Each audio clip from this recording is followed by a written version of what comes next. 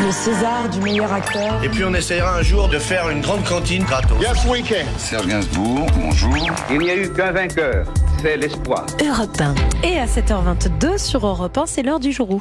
Avec Laure d'Autriche, à travers les archives d'Europe 1. Laure, vous revenez ce matin sur le 10 mai 1968, la première nuit des barricades à Paris. La révolte des étudiants commence tout juste à gronder et nous sommes dans les tout débuts du mouvement de mai 68, justement.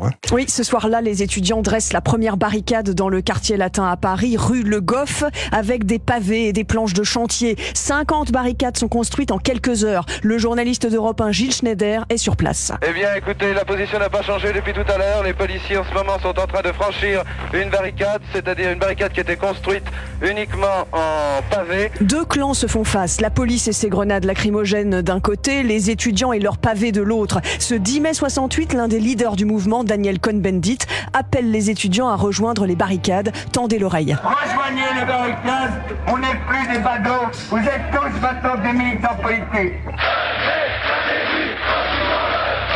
Nous sommes obligés de reculer maintenant. Cher jeune nouveau là ici en ce moment, vous l'entendez peut-être? Gilles Schneider, oui, Gilles Schneider, pas d'héroïsme intempestif.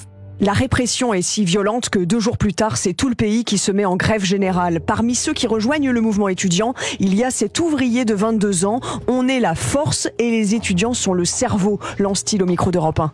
Nous, on est la force. Vous êtes la force et eux sont quoi là? Eux, c'est le cerveau. Et vous croyez que comme ça vous pourrez faire quelque chose? Ah ouais, si. Avec des bons cerveaux, on fait tout.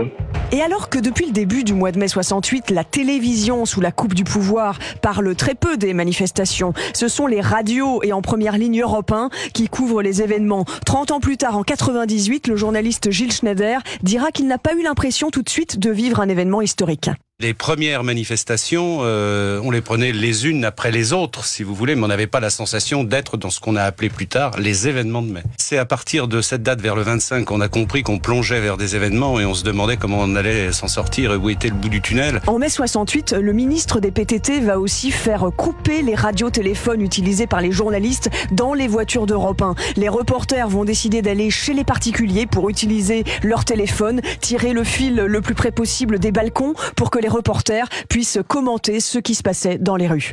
Merci Laure d'Autriche et la réalisation sonore signée comme tous les jours Sébastien Guidis.